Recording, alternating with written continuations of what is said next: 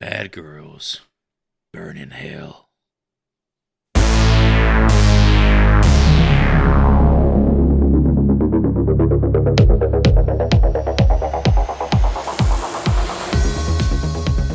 This is the Horrible Film School. Take a seat and slowly rip open your Trapper Keepers. I'm Chris, and I'm here with Professor Hootie.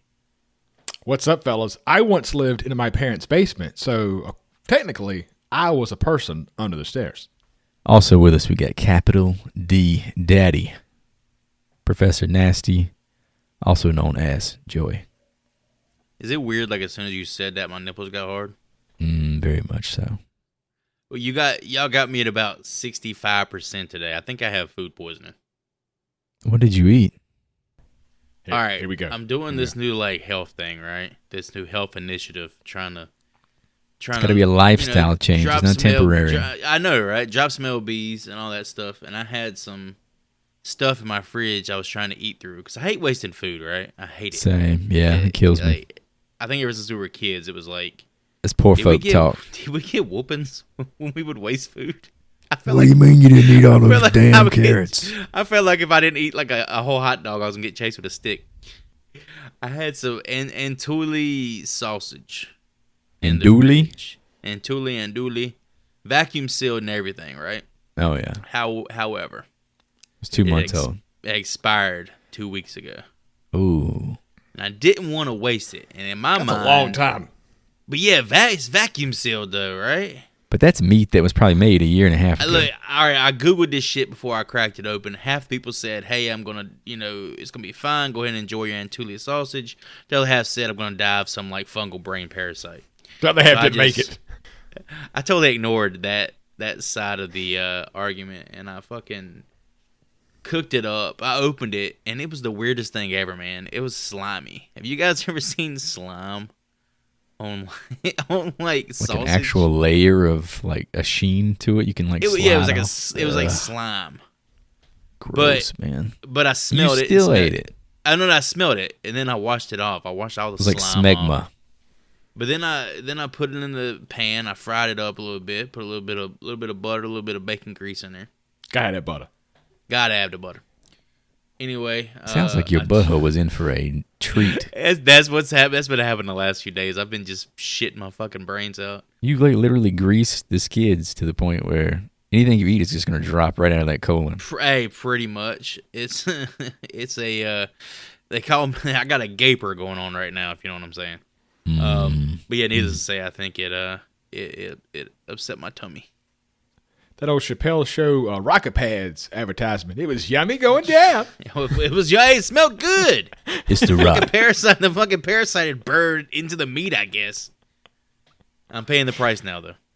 All right, let's get into it. Got a few bits of news to share with you boys. Longlegs is offering free tickets to anyone born on the 14th of any month.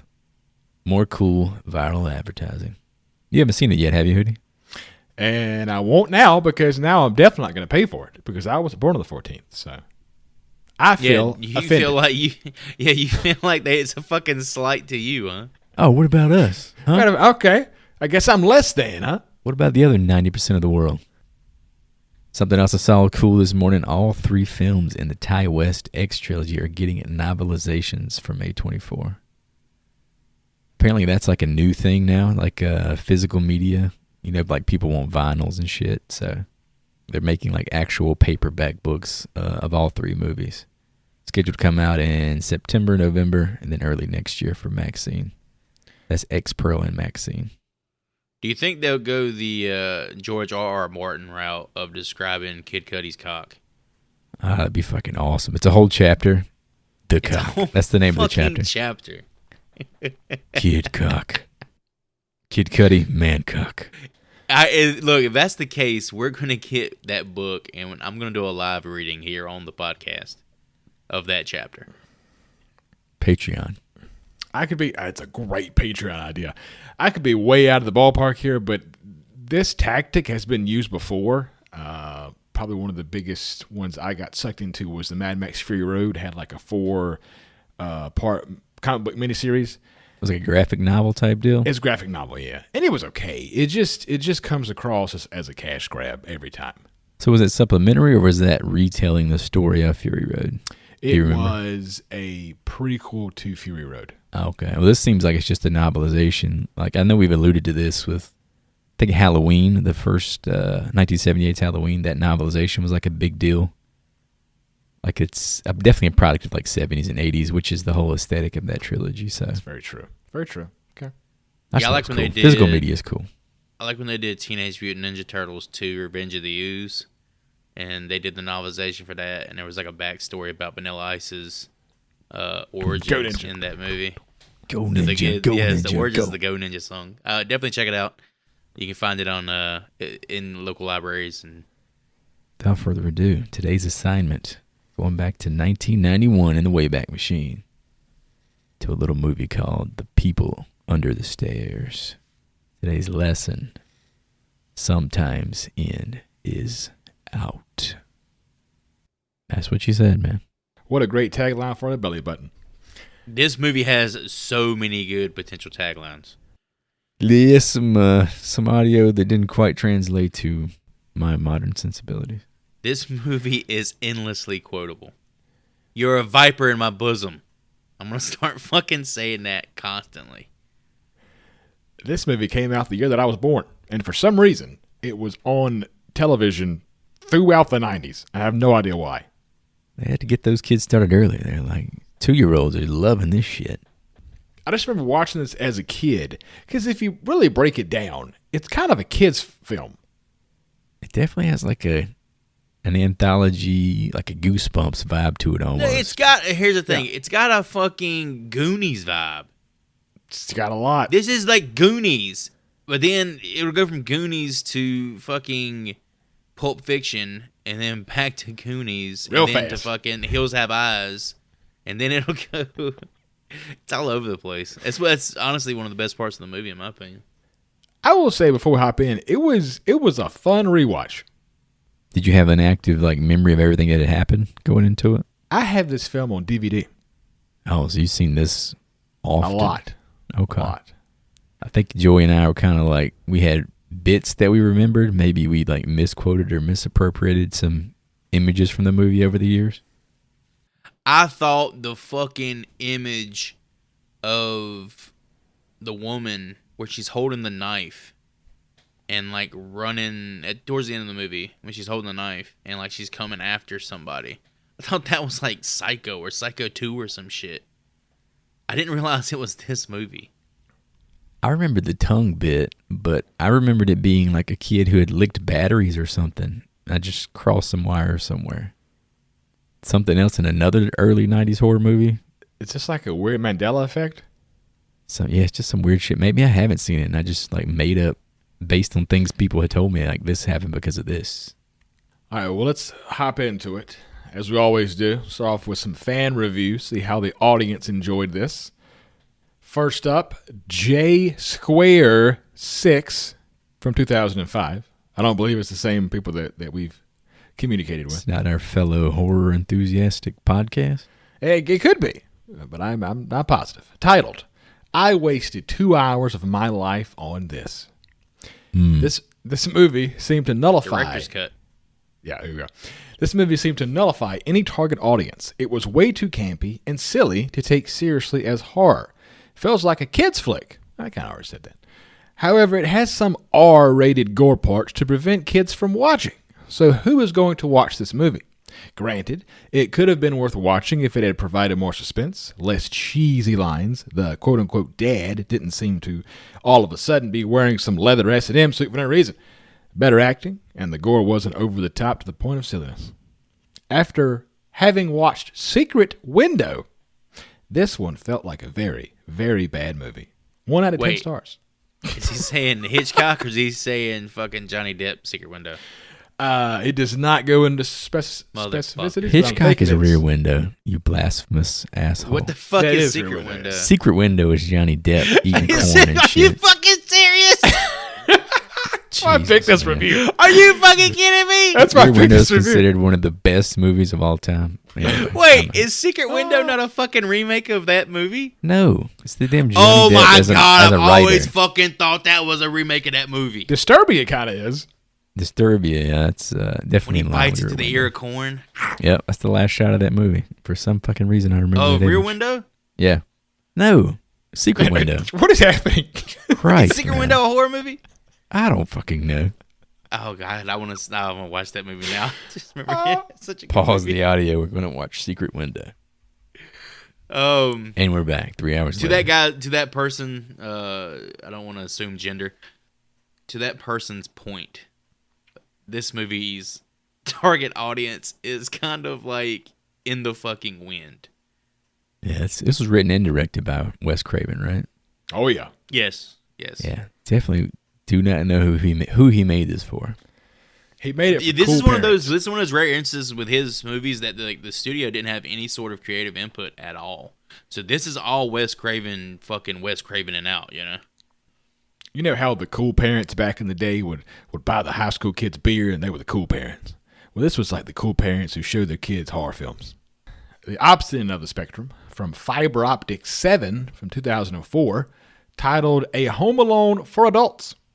I found The People Under the Stairs very entertaining as it combines comedy with suspense. The mum and dad character were really creepy, but provided the most laughs in the movie, which is kind of odd in a way. The kid, who is kind of annoying, is similar to Macaulay Culkin's character in Home Alone, and the Ma and Pa characters are similar to the burglars from Home Alone. Two, but instead of the bad guys invading the good guy's house, the good guys are invading the bad guy's house. Jesus. The house is cool as heck, with loads of secret passages, gizmos. It's a child's dream playhouse. It has thrills, suspense, laughs, and gore. There is not much bad to say against it, but don't go into this thinking it's a horror movie, because it isn't. A darn good flick, though. 9 out of 10 stars. That is the most wholesome review I think we have ever quoted on this podcast. He said heck Mom and dad, darn. darn good, and heck. What is this mom and dad? These people are very explicitly referred to as mommy and daddy. There's no mom and dad here. Oh. You've got to say daddy. Well, this man Daddy. or woman technically Mommy. said mum. I didn't get the Home Alone connections. The whole house is booby trapped. Yeah, but that's There's like, it's like Rambo, though. I don't know. nah, man. Like, especially like towards the beginning of the movie when they're actually in the house and they grab the fucking knob and it electrocutes them, fucking Kevin McAllister style. Oh, yeah. That's okay, Home Alone type shit. So, as Chris alluded to, this was written and directed by Wes Craven, my favorite horror director, who did A Nightmare on Elm Street, Scream, The Last House on the Left, The Hills Have Eyes, so on and so on. Yeah, we've talked about him several episodes now. I mean, what else is there to say about the guy? I think we've done it. Yeah, I think it's just going to be movie specific at this point as far as what he had to say about it or what was unique about this one to him. You know what I can confidently say right here, fellas? R.I.P. So let's hop into some behind-the-scenes stuff. Let me throw a little tip. I thought it was pretty cool. Hilary Swank actually auditioned for the role of Roach, as I guess the role was like either androgynous or it was not gender specific. The guy who ended up getting cast as Roach, fuck was his name? Sean Whalen. Yeah. I mean, I guess his look really fit the character and what they were going for. But it's so funny. Hilary Swank's always like the female who can almost pull off roles as either a male or female. I saw, I guess it's kind of the big, obvious behind the scene note here, but that Craven was inspired by a news story from the 70s, apparently, about two burglars breaking into a house and police getting called and then accidentally discovering two children had been locked away by their parents inside. That's terrifying, but I feel like that still happens today, sadly. I also saw, I don't know if you guys read this, but Jordan Peele apparently, or reportedly, was signed on to produce a remake. Apparently in 2020 this was mentioned, so I don't know if that's ever Well, I think happen. he's just producing it through but Monkey Paw. he produced Candyman. Was it Nia DaCosta, the newer one? I enjoyed that. So As long as the remake actually explores more of the origins of the man and the woman, that's all I would care to watch. Be honest with you. it needs some darkness, I think. The levity here kind of just destroys the horror aspects of the movie for me. It has that Tales from the Crypt campiness. So I had a couple of things here. First up was West chose Wendy Roby and Everett McGill to play the parts of Mommy and Daddy after seeing them play husband and wife on the TV series Twin Peaks. Twin motherfucking Peaks. David Lynch. Shout out, baby. I've never seen Twin Peaks, but it's pretty badass that he saw a couple in a different television show and was like, I want both of those. Chris, why does everybody talk about that fucking show? It's because it's David Lynch, man. He's the most divisive director as far as like the great directors I could think of. Either you love his work or you think it is complete. But you hear like dream it was logic like the garbage. biggest show of its time, like the biggest show of the early 90s. Yeah, it was one of the first like serialized dramas. Like Who Killed Laura Palmer was a thing that people were like actively worried about. You think about like True Detective, it's like the first of that kind. Okay. So it was really like a mystery that would kind of suck you in. It kind of suck you off, huh? First season kind of explores that, but then it gets like really crazy into some deep, obscure, weird dream logic. And then he did the revival. It was called The Return in 2017, which Everett McGill actually came out of retirement just to be featured in a few episodes of that, as well as Wendy Roby. Did the show have an ultimate payoff, or did it like get canceled? Did it allow you to climax, is what I'm saying? The first 2 seasons it gets canceled, and these people, like, they were like, it's like one of the first instances of people being like hardcore into the canon of a TV show, and it like all this fanfare grew around it over so long, and it took almost 30 years for him to come back with Showtime that gave him a budget to finish the show. But The Return is almost a completely different show. It's some weird shit. Same characters, it's a continuation, but the way that the series ended on CBS back in the day, it just takes it literally on like a whole nother planet almost. Twin Peaks was on CBS? CBS back in 91. Wow. Was part of like recasting Everett McGill in the role for the later, like, was it 2017? Yeah. Was a requirement of that for him to have the same haircut as David Lynch? He had, every time I see him in that one, I'm like, this is, David Lynch has the best old man haircut I've ever seen in my entire life. The reason I say something I is wish I had looking that at a man's picture hair. He's fucking 80 years old. Yeah, it looks fucking sick, doesn't He it? looks great. But I was looking at a picture of Everett McGill, and I thought it was David Lynch. I was like, this is what David Lynch looks like. He looks just like this guy. Are they brothers? But David Lynch is actually a character on the show as well. Like a minor character or a major character or what? I would say minor, but he gets a lot of screen time. He's just the most bizarre, interesting filmmaker. As far as like a personal level, just a weird dude, but I'm a big fan. But yeah, this show, I just finished that show, binging it last year pretty much. And to see these two again as a couple that was cool. Refreshing bit of nostalgia, even though it's not really nostalgia for me. So to build on your point from earlier about Jordan Peele, shortly before his death, Wes Craven was developing a television show to be a type of a version of this film for the Sci-Fi Channel. How do you turn this into a TV show?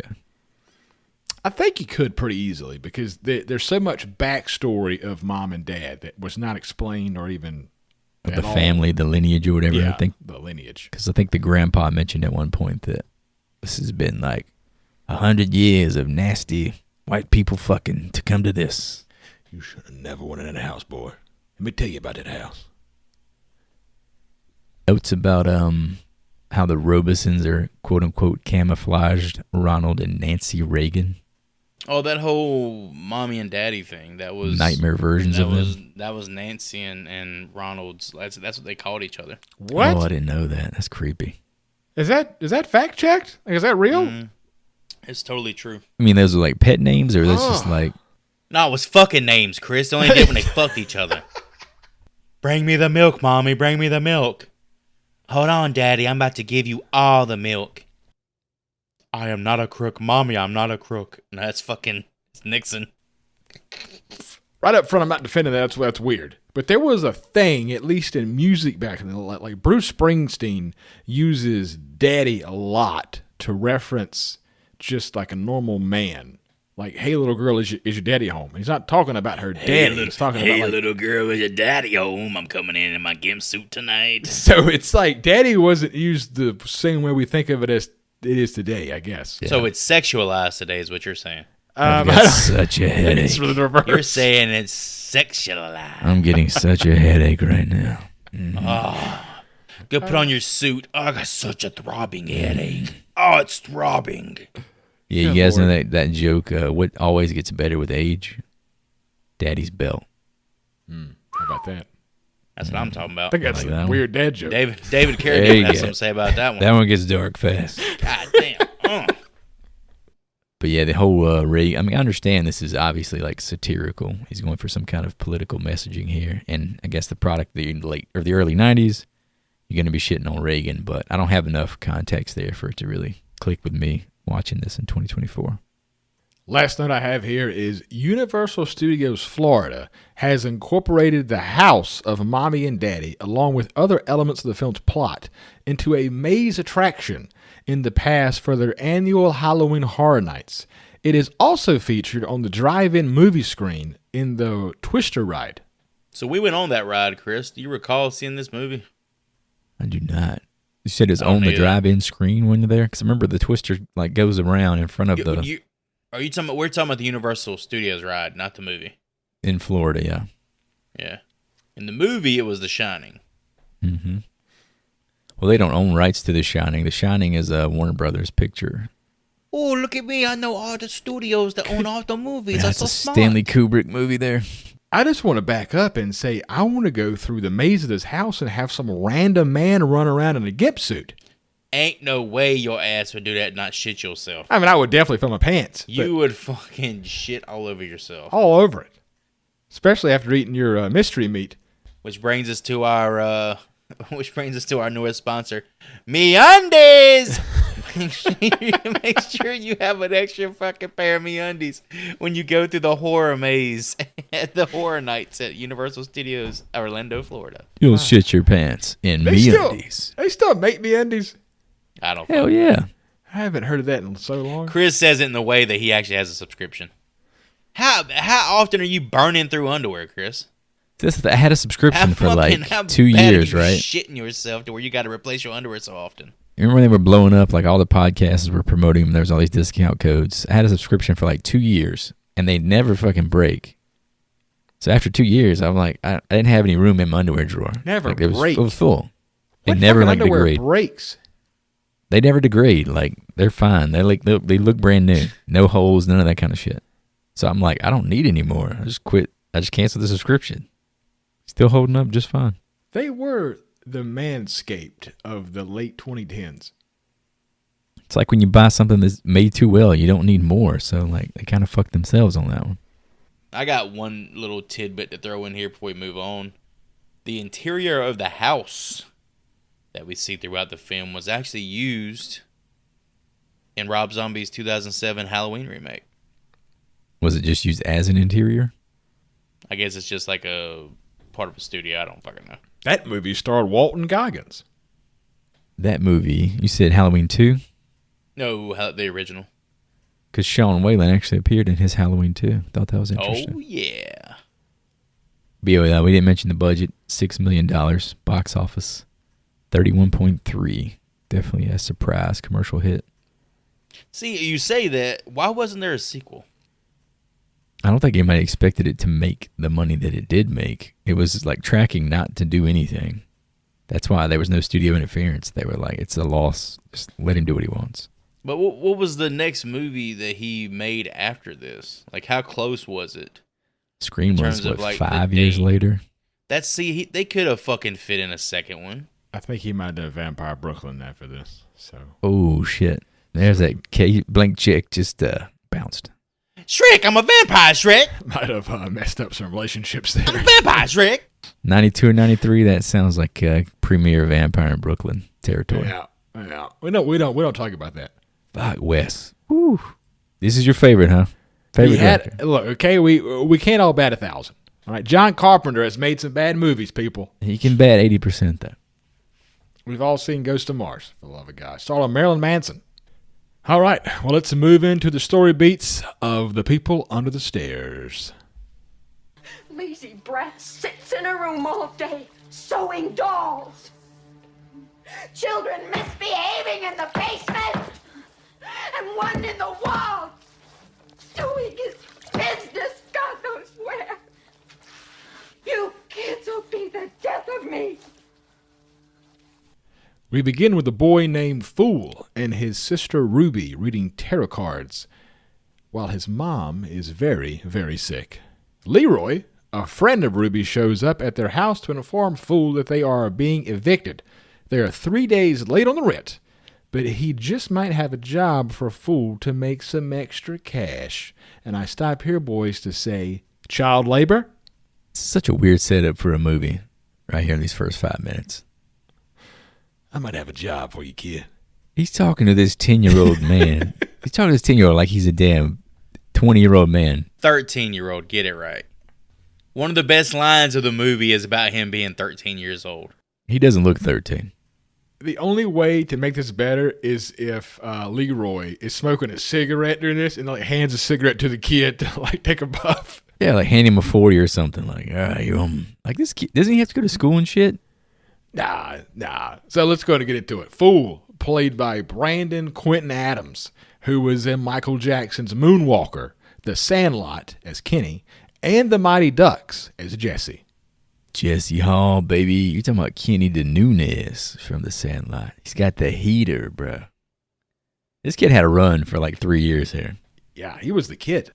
Yeah, because it was 91 was this. You had Mighty Ducks 92, Sandlot 93. You had D2. The Mighty Ducks was 94. That's 4 years of being like on some big shit. Moonwalker was a big deal. I was doing some research on it, and Moonwalker came up as something he was in. Apparently, it's one of his more recognizable roles. So I was like, okay, I'll watch this music video.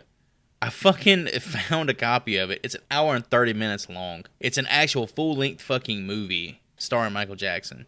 How old is he in the movie? Is Brandon Adams in the movie? He plays like a young version of Michael Jackson for like a music video type segment.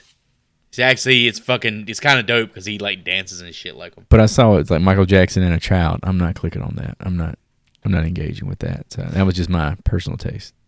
First of all this shit's allegations. We don't want to get into it. I guess it is. Everything's allegations until it's not. I once bought a lot of Sega Genesis games, and in that lot was the case and the cartridge for Moonwalkers. I sold that on eBay a while back for $100. Oh, yeah. Yeah. Damn. It's a very highly collectible game. You literally go around saving children as Michael Jackson. Okay. Talk about a plot. This is more evidence here. You literally go around and you can turn into a robot. Once you save enough children, you can turn into a robot. You do a spin and then you throw dust out of your crotch. You customize your genitalia. You do the knee thing. He goes, woo! And he throws dust out, and that's what kills like the bad guys. I think you're pulling my leg. No, you gotta. This is an episode of Angry Video Game Nerd that I've watched. If you've never seen this guy, man. He holds up mirrors and says, "Look at the man in the mirror."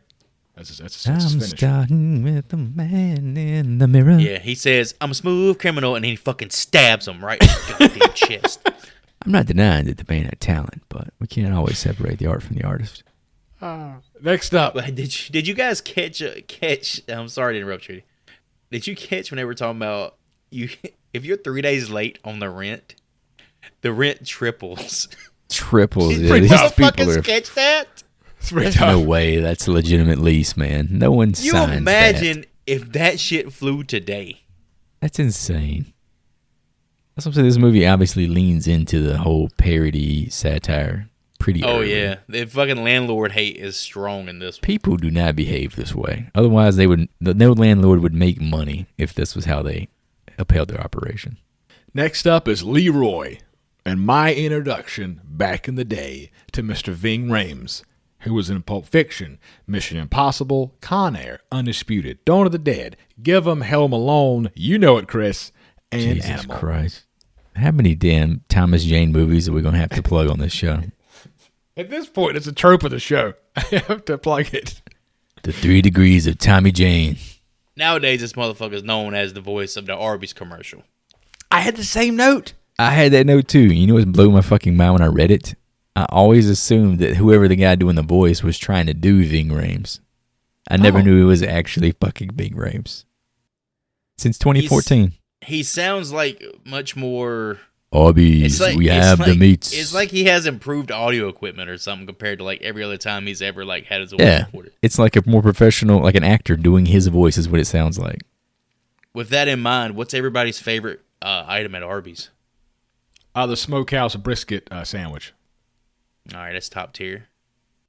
I just want the classic, baby. I just want the classic smothered in that cheese sauce. Oh, so you want the beef and cheddar? Yeah. Yeah, it's pretty good too. Where it's just like mopping out the side. You talk about like destroying some guts. For me, and I'm gonna throw a fucking curveball at you. The French dip in Swiss. Don't know if you've ever had it. Too fancy. The au jus sauce. Oh fuck yeah, my sure. ass. I will fucking drink that shit. Like, ugh. I don't mess with that French cuisine. Side note, that's hard to eat in the car, so I never order it. I hate eating in a car too. It's just a personal thing. Here, nah, Playboy. I'm gonna tell you how to do this Here we next go. time you ever want to get fucking slick with it. You tell them, take that, you take the au jus, and you tell them, put it in a small cup, and you get it with a straw, and you fucking hit the straw and take a bite of the goddamn French dip. Jesus. It's so fucking good. They actually I give feel you so extra. bad for your They give butthole, you man. extra au jus when you fucking do that, too. So it's like you're gaming the system. And that audience is a pro tip at Arby's. You know, a lot of people don't like Arby's. That kind of bugs me. Yeah. Because it tears your butthole up, apparently. Well, I mean, Taco Bell does the same shit, but They got people them love Taco seasoned Bell. curlies. Taco Bell's probably the most beloved fast food restaurant there is. That's Chick-fil-A, I brother. think Chick-fil-A's got that one. But yeah, there's a movie he was in. I don't know if you talked about it, but 1990s Jacob's Ladder. I was talking to Chris about this the other day with Tim Robbins. Timmy Robs. It's a movie I'm trying my best to convince myself that we can review as a horror movie. So apparently this shit is like legit horrifying in terms of like the drama. It's almost like Green Room, I guess. Like it's technically classified as a horror. It's definitely more thriller in my mind. But it's been a while since I've seen it. Depends on your flavor. Like, knowing the kind of horror that you like, I think it'd be more in my alleyway than yours. That's just... It's just from elevated, my as he memory. would say, Joey. Elevated. More psychological. Yeah, More I'm too psychological. stupid to fucking enjoy it. I don't know what fucking studio put it out. Paramount Pictures Lionsgate. Fuck, I don't Idiot. fucking know. I got lost in the first act. There was too many words. Where's the boobs? We got to shout out this man is Diamond Dog from fucking Con Air, baby. Yeah. God, I love Con Air. Let me do a quote. Top It's 10 Diamond Dog. most rewatchable movies of all time. Con Air's up there. Fucking love Con Air.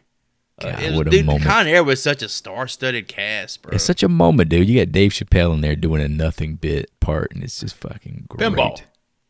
Steve Buscemi being a fucking cannibal. Come on, man. Steve Buscemi, Danny Trejo, Johnny 600. John Malkovich, John Cusack, The coolest Nick Cage ever Nick looked. Cage, fucking obviously.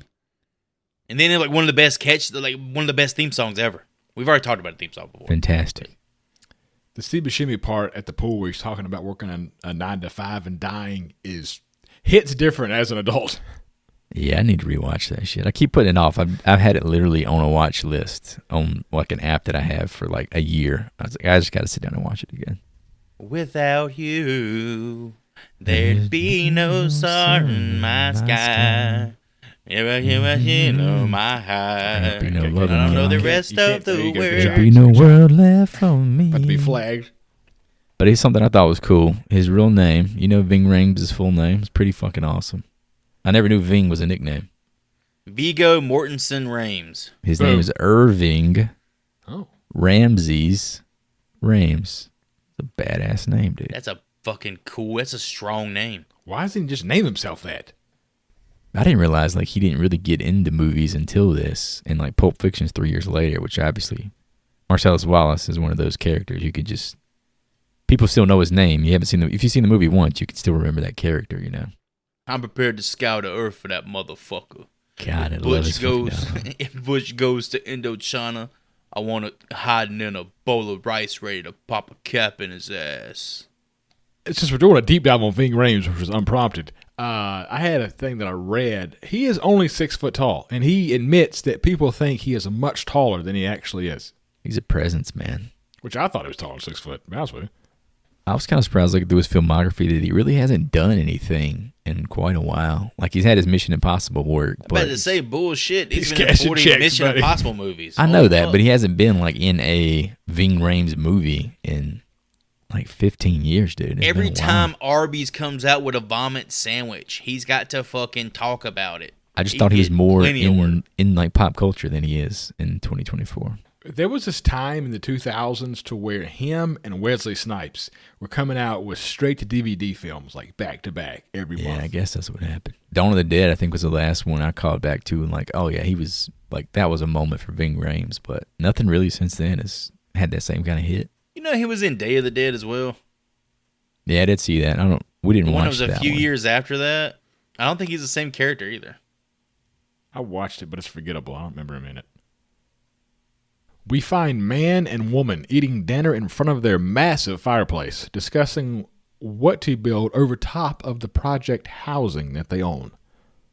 Man, played by Everett McGill from Twin Peaks and Heartbreak Ridge, and woman, played by Wendy Robbie from Twin Peaks and Vampire in Brooklyn. Had to fucking throw that out there, huh? Had to. Had to sully her good name. When I first saw this guy, Everett McGill, in this movie, I was like, hey, that's the asshole Chip Rockefeller from the Flintstones and Viva Rock That Vegas. is him. Is No, he? it turns out it's not. It's some other Oh. guy, dude. I just thought it was really funny. He looks just like that fucking guy. The villain in the first Flintstones that was Kyle MacLachlan. He's the main character in Twin Peaks. Yeah, in Twin Peaks. That's fucking weird. Yeah, it's fucking nuts. But did you talk about Silver Bullet? Oh, so you didn't mention Silver fucking Bullet Yeah, that's in here, fucking dude? crazy. You didn't talk about Silver Bullet. I That's have to Reverend leave Lowe. some meat on the bone, people, okay? That's Reverend Lowe. I have to take No the Vampire spoilers, no Brooklyn spoilers meat for off the Silver bone, Bullet. okay? Reverend Lester Lowe from Silver Bullet. All right, we know that's Gary Busey's movie. We know that. Yeah, I mean Corey Haim's movie. Corey Haim was doing a little bit. However, yeah, it's Reverend Lowe. He was in. He was Stilgar, right? In Dune. Yeah, in David Lynch's Dune, 1984. Well, Another David Lynch fucking sucking on another David Lynch teat. He was also in Under Siege 2, little Steven Seagal flick from 1995 that I know you remember the damn jean jacket that Katherine Heigl was wearing on that one. that jean jacket. Captain Heigl. And Wendy Roby, yeah, she did a lot of Twin Peaks stuff. She was actually in the movie Fire Walk with Me, which David Lynch made after the show was originally canceled, but her scenes were deleted. So Fucking She's, shit. Damn. Glad you brought that it up. movie is fucking fantastic. Oh yeah, thanks for fucking playing. Thanks for playing, Saying bitch. he's kept We this cutting you woman. out. He has kept this woman employed. Like, No, for she's 30 kept years. herself employed. She's apparently a really good like play. What do you call the people who are in A plays? stage actor. Yeah, page actor. What'd you say? Stage actor. actress? Yeah, apparently she's a really good stage actor. That's a skill. Not everybody can do that.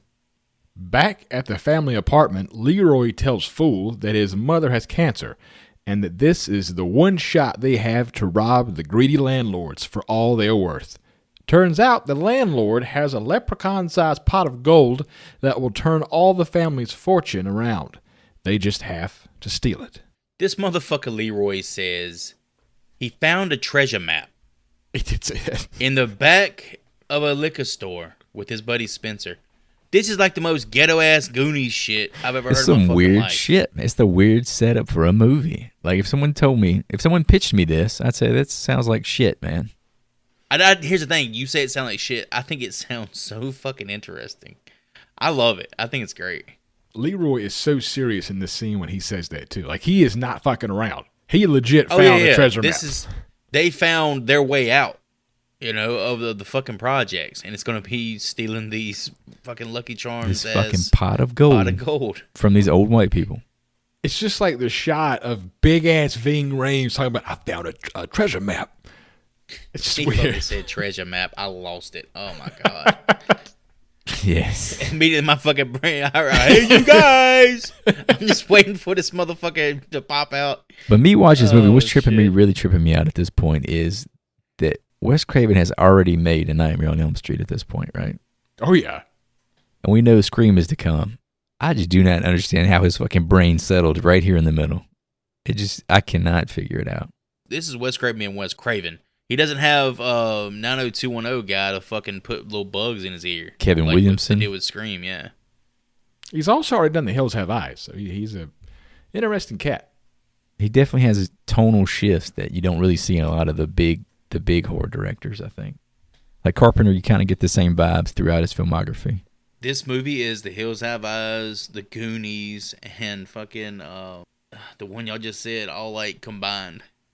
I got like Candyman vibes early on in the movie. How many references can we make? I'm saying this movie just feels like such a combination of ideas. There's a lot going on. Oh, let's keep moving. Let's have any more that we can cultivate. At the landlord's house, Alice, their supposed daughter, almost loses a fork, but a ghostly white hand finds it for her in the wall vent. Man beats Alice for feeding the thing in the walls. Alice is played by A.J. Langer, who was in Escape from L.A. and a couple episodes of Johnny Bravo. I tried to go in on her, but I got nothing for A.J. Langer. It's a lot of voice work. Me neither. But did y'all, dude, we were talking about Michael Jackson already. Is that Michael Jackson post Villalago stealing forks under the fucking vents?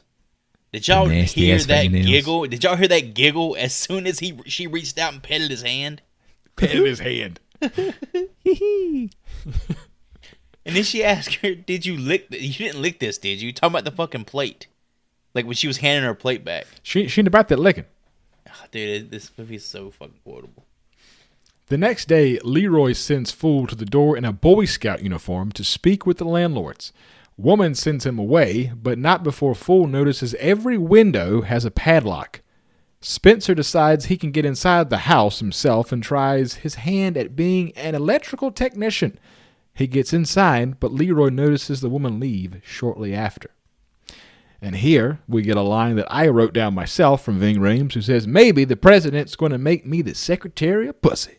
Secretary of pussy. That line had me go fucking off the rails. So you think that was a Wes Craven special? You think he wrote that line, or was that Ving just fucking, you know what, Wes, I got one for your ass. It's gotta Got be. some blow torches for your ass. It's gotta be improv. Leroy and Fool decide to break into the house to find Spencer. Leroy breaks through a metal door and is immediately greeted by a massive dog. They escape the dog and split up. Fool hears something in the basement and heads down to find Spencer's clipboard and his dead body. People behind the walls have been eating on his hand. Dude, they've been nibbling the fuck out of his hand like little rats. Like nibbles, though. Little bites. Yeah, they got him savor. Like Joy in his sausage. Just little bites. How did you feel about the makeup to this point? We've seen a little bit of gore, a little bit of, I don't know the word for it here. You're talking about the white hand. Like, what the hell's going on with these people that are in the walls and under the stairs?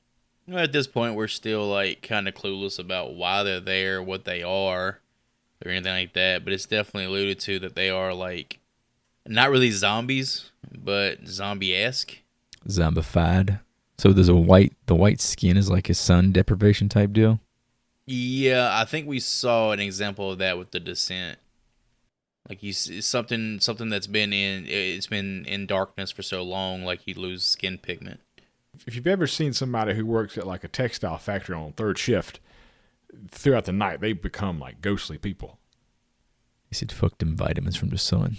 Not to beat a dead horse, literally, but is that what happened to Michael Jackson? We're still on this fucking MJ kick, eh? We're never going to move away. Roach shows up to try and grab Leroy, but he escapes the basement thanks to Alice. Roach, played by Sean Whalen, who was in Never Been Kissed, Texas Chainsaw Massacre, The Game, as the hitchhiker, and Twister. 1996 Twister. That's what this guy's face immediately screams to me when he comes on screen. Talk about being relevant. For me, that and Idle Hands. It was like I saw the Idle Hands credit. He was copping Idle Hands. Is that what he was? I knew he looked familiar, but I couldn't place his character. That was a VHS staple for us. Yeah, this was his first. This was his first like film credit. This movie. He has a very, very, very unique look about him, and I feel like, all right, let's be for real. This dude's ugly as fuck. He's mousy. Craven. I bet Wes Craven used to have wet dreams about casting him in like a new Hills Have Eyes movie. This dude's not that ugly. Give him a fucking break. He's a scrawny, Come on, goofy man. looking guy. In this fucking movie, he looks like a goddamn alien. He reminds me of Jim Brewer. You remember him? That's exactly what I thought it was. Yep. His gums have gums. They got that same like goofy look to him. But come on, give this kid a break. Yeah, but this guy, Sean Whalen, this is fucking Roach. This is like the character you're supposed to take out of this movie, right? I find him the most interesting part of this movie. He is an interesting character for sure, but this movie has a plethora of interesting characters. When I was a kid, I loved Leroy. You love Leroy? When I was a kid, yeah. Leroy! This 40-year-old man trying to tell this little 10-year-old boy what to do. He was a jacked up dude who was Motherfucker like... says, 13th birthday is unlucky. And I'm going to do his voice. 13th birthday is unlucky anyway. Too old to get tit, too young to get ass. You fucked either way.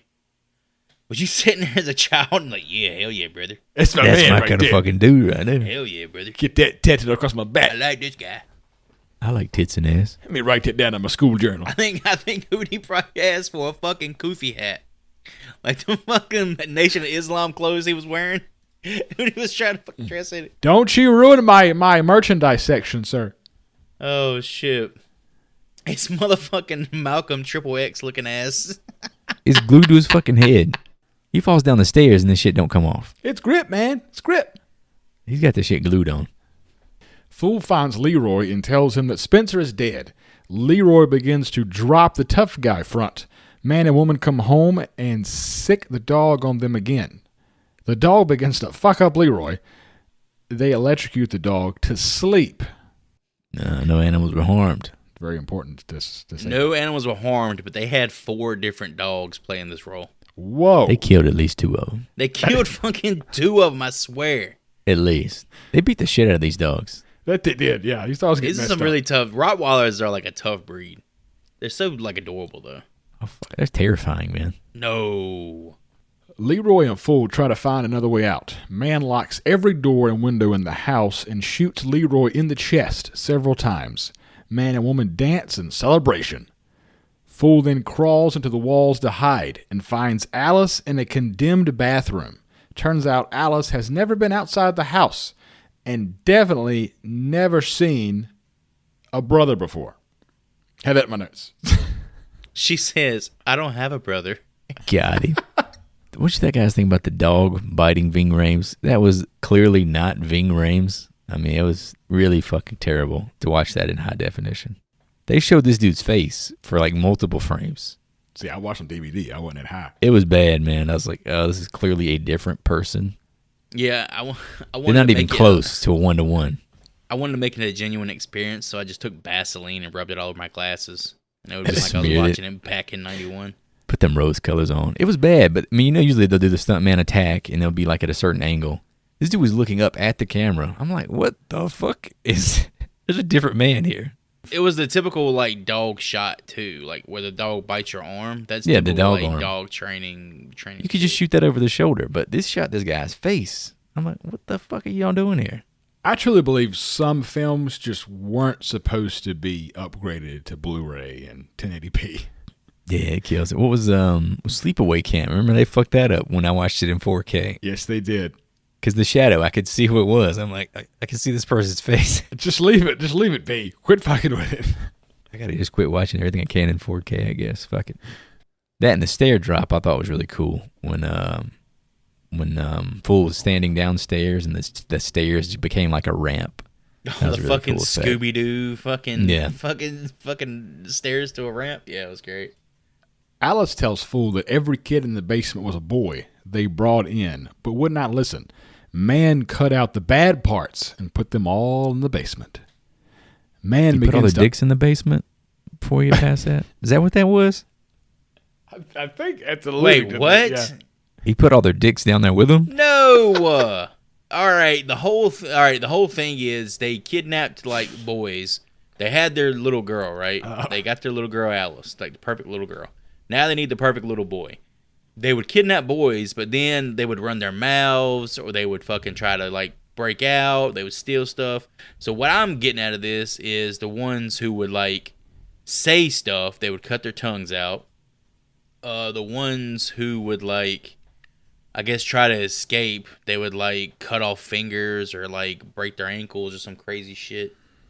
The whole thing comes back to they Hear have no like evil, see no hear evil. speak no Gotcha. evil, hear no evil, say no evil, whatever. Very religious folk. See no evil, some bullshit. I didn't see any of them have their eyes burned out or anything, but yeah, I don't think there were any like dicks being chopped off. I Guys. think they were dropping dicks down there too. Maybe that's Chris's story. Okay, Some This is what kielbasa. This is what he thinks. Would you try to fuck your way out of there? Caught him whacking off. We're gonna drop his dick down there with the rest of them. Man begins to hunt Roach in a full gimp outfit, the alpha under the stairs that runs around the house from inside the walls. The police show up at the house due to the van in their driveway being connected to liquor store robberies. They leave without searching the house. Man and woman discover the fool is still inside the house. Or fool. I'm going to say that a lot in this. Like the fact that the kid's name is Fool, it gets very confusing. Yeah. I found it annoying at times. It does, but I mean, at the beginning of the movie, it's shown that his sister is like really into like tarot cards and shit like that, and I guess He's because the fool. he relates so much to the fool. Be honest with you, being called fool is better than being called fucking Poindexter. You World's can go better. with Dexter, man. You can just have the Yeah, nickname Dexter. either way, Dexter sounds fucking lame as shit too. Well, But eventually the movie gets to a point where it kind of has a mid-movie ending or mid-movie climax. After that, the whole tarot card thing comes back into play. We'll talk about it when we get there. I don't think you guys are catching what I'm talking about. Put a pin in that. I also wanted to point out, reiterate myself here. Ving Rhames was attacked by that dog, and he was shot multiple times, and the hat never came off of his fucking head. you with his hat, man. It was like his only character trait, and I was like, what the hell's with this hat, man? I want to see that bald head. I want to see what his hair looked like at the time. Man finds Fool in the bathroom, but he is saved by a Roach from inside the walls. They run to Alice's room, who informs Fool that Roach's tongue has been cut out because he tried to call for help. Man and woman bust through the door and begin to beat Alice, shoot at Roach, and grab Fool. Woman tells them it is time for a total spring clean, baby. Messing with them boys, huh, girl? Did you two like the tongue prosthetics? The reveal of the tongue, yeah, I feel like that's the only image I had in my mind. But it wasn't even this character's tongue that we saw. It was like somebody with long hair in my mind, so. You talking Totally about got wires crossed, like the yeah. actual like makeup, like the prosthetic? Yeah. Yeah, I think it looks slick. Like it looked good because where it was cut, you could see the scarification of like the blood vessels and such. It was good work. I think Nicotero worked on this one too. Oh my God. I know we talk about him all the Nicky T. time, but I think him and Wes Craven at this point are pretty much connected at the hip. What'd you guys think about Roach playing with the corpse? I thought that was fucking awesome. Oh, well, he fucking had the marionette. Roach was fucking great, man. He's my favorite character. So we've come to the part of the film that I loved as a kid was the concept of running inside the walls of a house. I don't think it's if any house is built this way anymore, but it's just a cool concept. I don't think that house was built that way. It was a big house, but the way he was running through the fucking walls. It was massive gaps. I don't think the square footage would work out correctly. It showed at one point there was a living space for him inside the wall. Like a large enough space. It was like a small room. No, I mean, not really a small room. It was the size of Alice's room. It's a cool concept, a cool thought. Yeah, if I'd seen this as a kid and really remembered it, I think that would have freaked me the fuck out too. Fool is chained up in the basement as a man carves up Leroy to feed the boys in the walls. Man throws Fool inside the basement walls with the hungry people under the stairs. Roach saves him yet again. However, he is shot in the process and dies. Fool runs to Alice's room and attacks Man by hitting him straight in the balls and breaking a lamp over his head. Alice and the Fool take off inside the walls. Fool is attacked by the damn dog. However, Man kills him by sending a knife into the wall right through his trusty dog. Prince. Dude, that punch to the nuts had such like a wet sound to it. Did y'all That's a notice hard that? nut punch, dog. It fucking sounded wet. Like that thing drew blood. Like I think his dick was like a blood sausage and it popped. And Everett McGill's like flopping around. Like every bump is like really fucking dramatic. Are you ever afraid at any point in this entire movie? I mean, we even talked about him coming out in the fucking gimp suit. He just walks out casually in a gimp suit with a fucking shotgun. Yeah, that's kind of scary. Well, what the hell's going on, though? This was effective to a kid, just let you know. That's what I'm saying. Like, that's why we need the fucking origin story. Like, we get a glazed over origin story here in a little bit, but it's literally like word of mouth. I need to see this shit happen. Yeah, like they're weird old white people. That's kind of all it says, which is like the most generic. Fool is able to get away and goes to see his grandpa Booker and sister Ruby, who tells him that the gold coins are worth rent until the year 2000. Oh, and also you have enough left over to fucking cure cancer. Oh, that's true too. It's a lot. It's a lot of gold. It's not a lot. As somebody who works with fucking gold every day, I did the math on all this. There. This is 91 though. Oh, this is 91. I did all the math. You ain't got to even worry about it. Okay. In 91, this was $2,160 worth of gold. It was 6 coins. That's some cheap ass rent. Nowadays, it would be, inflation-wise, about $5,000. That won't get you through a year paying rent. No. Let alone curing cancer. I feel like we have the same conversation every time we review the Leprechaun. This pot of gold isn't really that... But that has magical properties. That's true. This No, is just pot, gold. that pot of gold is a literal pot of gold. What they have here is 6 coins. They have 6 ounces of 22 karat gold. But again, this was like grandpa like ballparking, right? He don't know shit. He's not He an ain't got a actual fucking dealer. clue. He's over here just talking out of his ass. He's just giving this kid hope. Go steal some more of that shit, son. And the grandpa is played by Bill Cobbs. You guys know him? I know him Demolition from Man. Demolition Man. Air Bud. 1997. Well, Coach You're Arthur you're Chaney. the only fucking person that knows that shit. He was also in Sinbad's First Kid. Nice. He was also in I Still Know What You Did Last Summer from 1998. It was also in That Thing You Do, if you guys ever seen that. That's a really good How many movie more with Tom can we go? Hanks. That's all I got. But Bill died just the other day, actually, June 25th, Jeez. 2024. Oh my God. For real? Oh, 90 that years sucks. old, so Oh, he lived a long life. rest in peace, Bill. I mean, he looked old in Demolition Man, so good for him. He looked old in this shit. 40 years ago. Back it up. Grandpa Booker tells the story of the family's lineage dating back before his time, where they caused unspeakable horrors. Yeah, that's like all we get. That's it. They just do weird shit. Motivation, who knows? Fool calls in a case of child abuse with 911. The police bring the entire force to search the landlord's house, but they come up empty. Fool sneaks back into the house. Man and woman attack him, but he is able to get away. Fool goes to the breaker box and unlocks all the basement doors. See, right before this is what I was talking about earlier with the whole fool thing. He actually is able to escape from the house, and honestly, you could end the movie there. You could have, yeah. And he has the coins. You know, he has what he needs to. I mean, his goal is accomplished, right? But as talked about earlier in the movie, the fool card. If you go forward, you fall off a cliff. If you turn around, you have to head back into the fire of the sun. So, as the fool, he literally makes either choice he makes, there's going to be dire consequences. The thing is, like, yes, you have the money for your rent. However, your landlords are the fucking psychos that are trying to kill you. You're going to be paying these people for the next 10 years. Yes. And if he goes the other way, and he goes back to try to save Alice, I mean, there's potential he's going to die as well. There's no way that these people are the face of the business, though. There's no way that this kid's family, Fool's family, literally pays mom and dad. There's got to be a middleman somewhere because they hate a particular demographic. Yeah, they're not a fan of their tenants. I think they're... Wait, they're not a fan. They're not fans of people that can't pay the fucking rent. Obviously, it's like a satirical thing about gentrification. I wouldn't be fans of that and, either. Like the whole class system of people with money pushing down people who don't have money and exploiting them.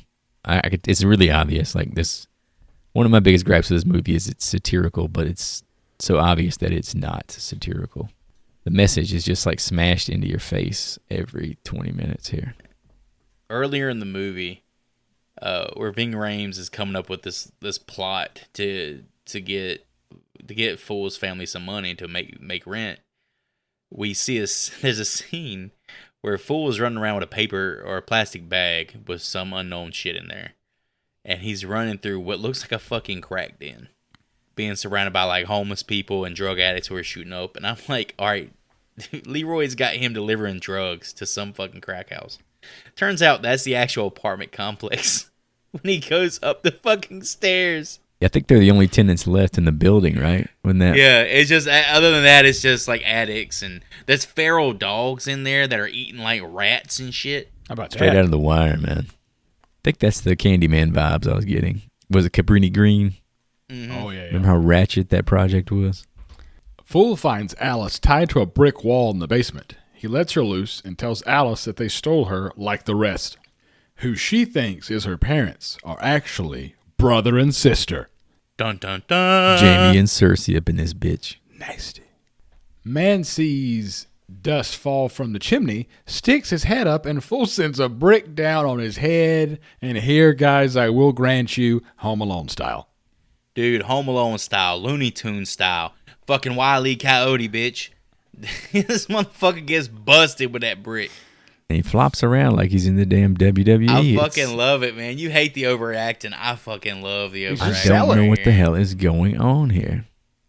Alice and Fool then slide down the chimney. Alice is grabbed by a woman, and Fool heads for the basement. Man finds Fool in the basement and is about to kill him, but Ruby and Grandpa Booker show up at the front door with the entire neighborhood in tow. Alice knocks out woman, and one of the people under the stairs shows Fool where the treasure is kept. An entire room of money and gold coins, right there in the basement walls. Woman is back up and attacks Alice with a knife.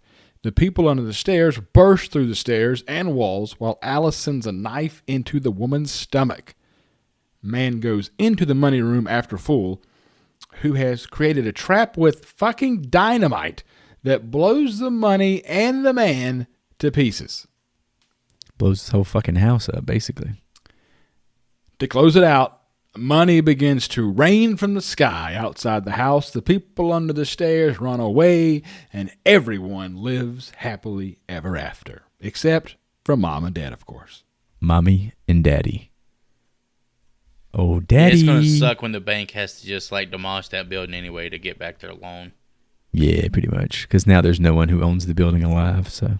And it's not even talked about how Fool unleashed a horde of cannibalistic white males on L.A. White in males. this black neighborhood as well. So, thanks, little guy.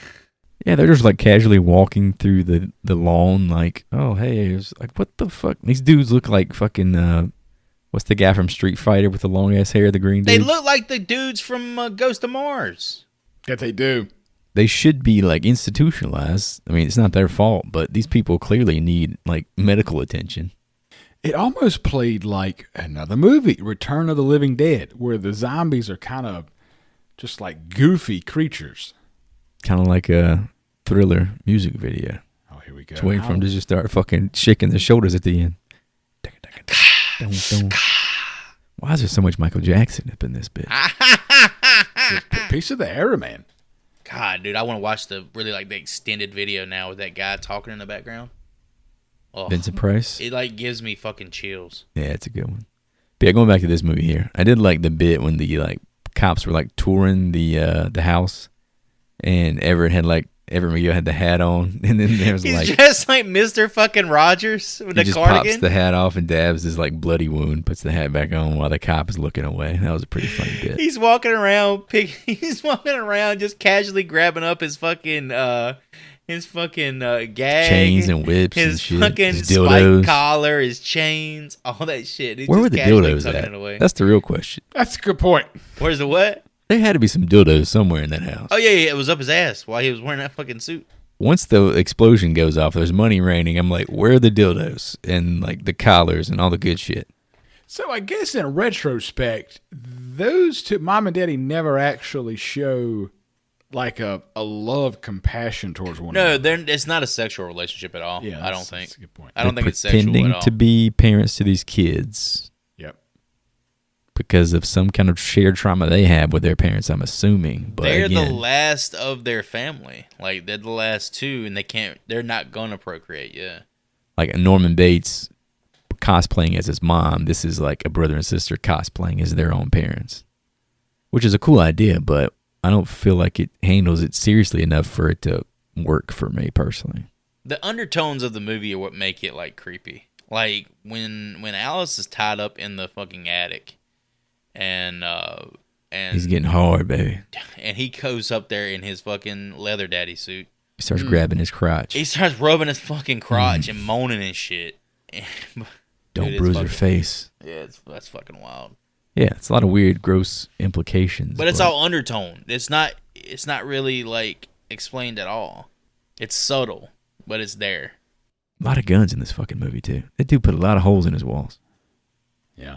Yeah, he didn't give a fuck about that. I mean, it's obvious they didn't really care about the condition of the house. As long as Why as didn't he the just house take a sledge to the walls and tear them all down? Well, yeah, but as long as the house suited their needs and what they needed the house to do, that's all they cared about. They didn't really care about the condition of the house.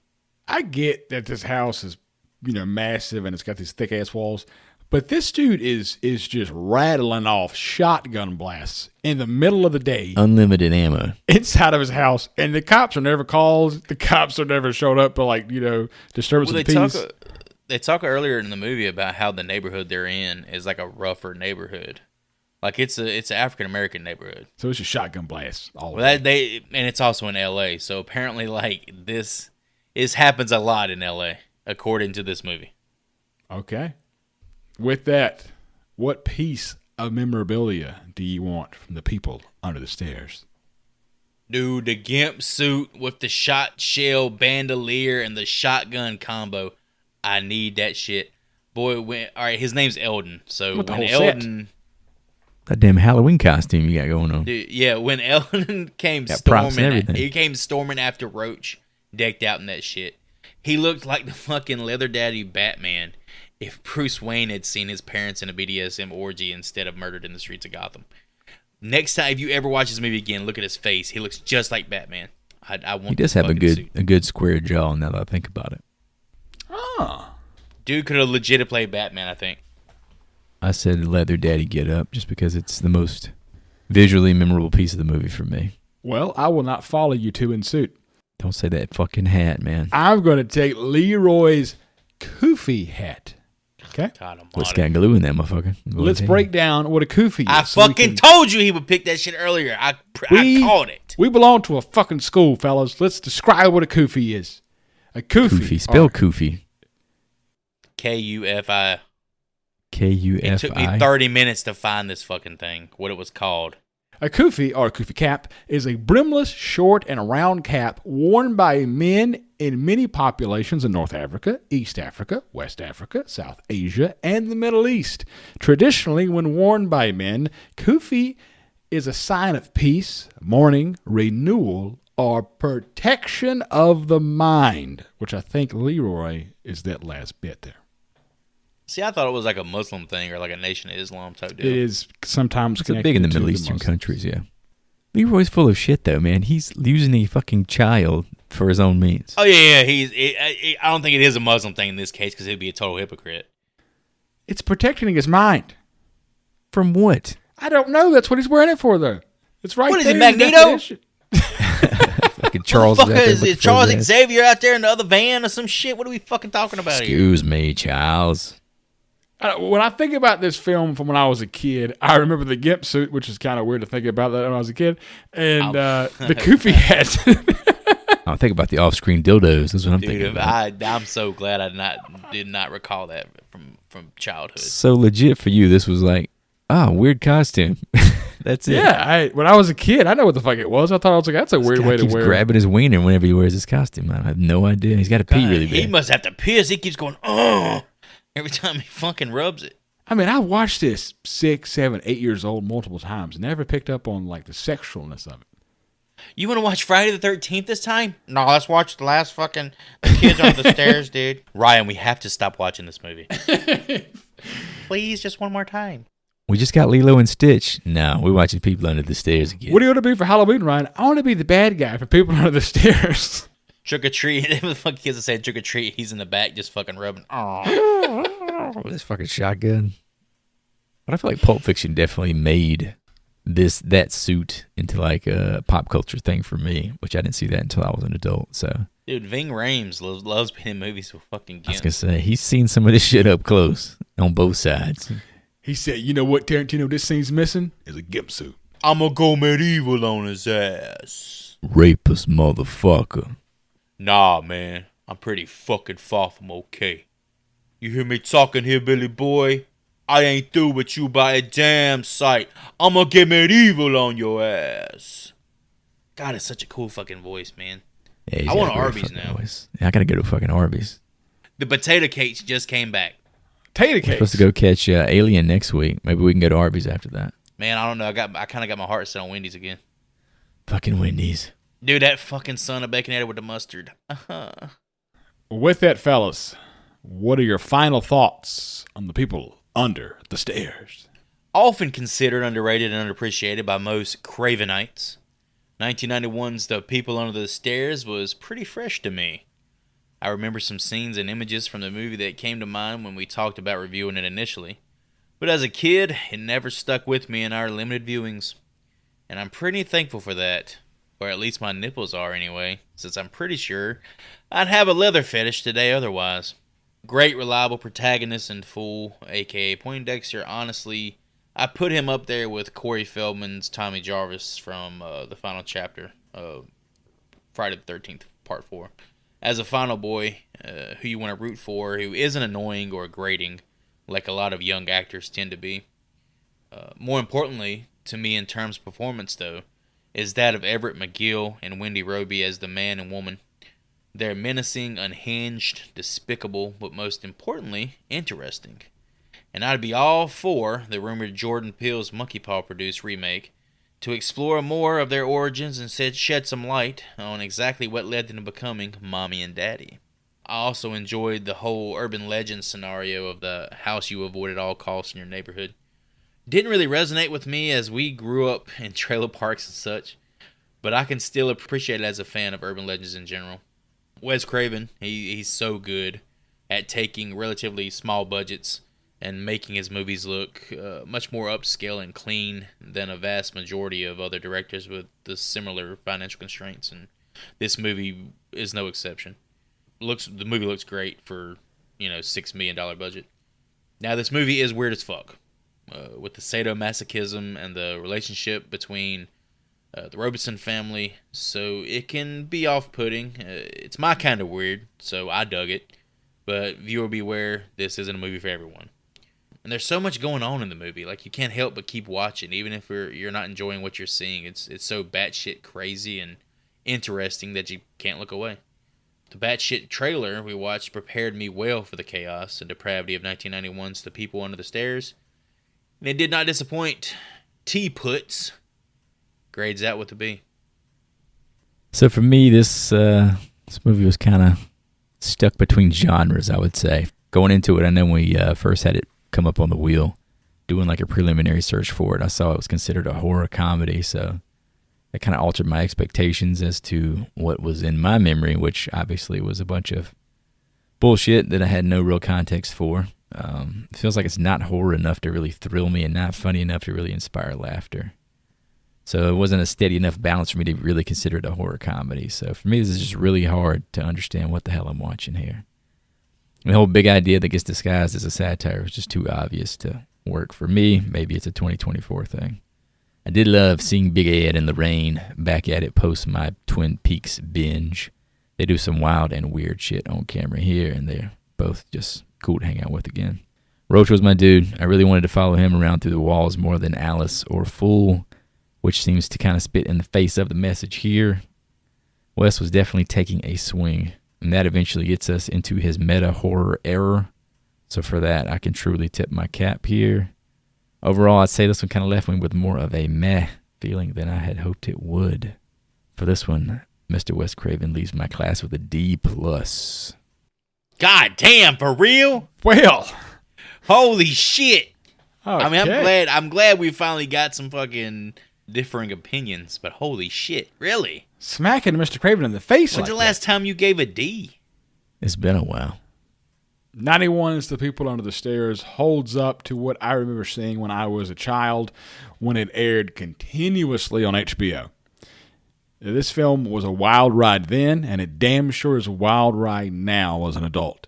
Wes Craven gives us a Tales from the Crypt or even a Twilight Zone type episode plot that is based mostly on social commentary. The mom and dad characters are slumlords, and to this day we still have horrendous slumlords all across our country and most definitely all across the world. The acting is as good as it can be for a film based more on its story than its acting, although Brandon Adams does put together a quality child performance, which I am usually not a fan of child actors. Overall, the love that I have from my childhood held up, and I place this film with a B-. All right, we're going to recap some audience score guesses on Rotten Tomatoes for The People Under the Stairs. If you're new to the show, we take a guess at what that score will be. If we're within 5 points, we get to take the reins and choose the next flick. Otherwise, we get sent to the random wheel of misfortune. This was actually a random assignment for us, which turns out to be kind of fortuitous, given the recent anniversary of Mr. Craven's demise and his birthday kind of coinciding at the same time. So, recapping those guesses, we'll start with the low man, Mr. Hootie, who claims to love this so much, said this would be at a 51% on Rotten Tomatoes. I said a 60. Joseph said a 70. And the actual audience score is a 61%. How about Baby, that? that's a W. Oh, you boy.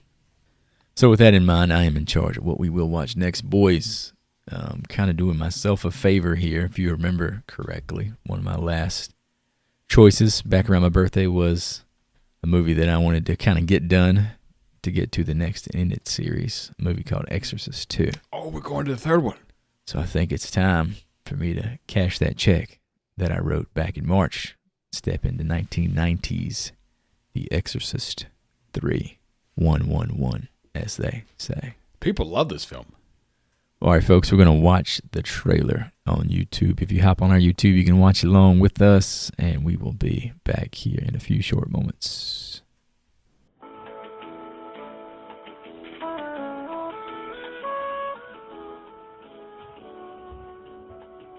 All right, folks, that was the trailer for The Exorcist 3 from 1990. I'm fucking excited. Brad Dourif. We need more Brad Dourif in the world. So, time to get into the Mater game here. As I am hosting my choice, I will not be participating. So, between yous guys, where do you think The Exorcist 3 sits at on that Rotten Tomatoes audience fan score? This movie is obviously not going to be as high as The Exorcist, but I think it blows Exorcist 2 out of the fucking water. But with that said, I'm going to go on the low side. I'm going to say 55. I was thinking 52, but I'll back up. I'll do 10 under 45. Quickly browsing the internet, looks like you can watch The Exorcist 3 for free on Peacock, Hoopla, Plex. Looks like Plex has it on there for free. You can watch it with ads on Tubi or rent and buy from the usual suspects. So looks like there's some options out there for streaming it. So we encourage you to watch along with us. That's a lot. Thank you for listening. Check out our website, horriblefilmschool.com. You can find links to all the podcast platforms, all the social media stuff. We're pretty active on the Instagram. Also, check out that merch store. We got some cool shit in there. Get some of those cool threads around your shoulders this summer. Give us a follow everywhere you can. Leave a review everywhere you can. And send us some of that gold. I'm going to say goodbye and offer my support to women locked up without the know-how for escape. Do some reading and GTFO. With that, if you're hearing our voices, spread the love, spread the campaign. Tell at least one person you know about the Horrible Film School. And I'm about to go from a film I've seen 1,000 times to a film I've never seen in The Exorcist 3. and I'm out. Thanks for all the likes, the subs, the listens, the follows, the downloads. We really appreciate you guys and gals' support, as well as your time and attention. Be sure to join us next time, where the devil finally gets his due in 1990's The Exorcist 3. Class dismissed.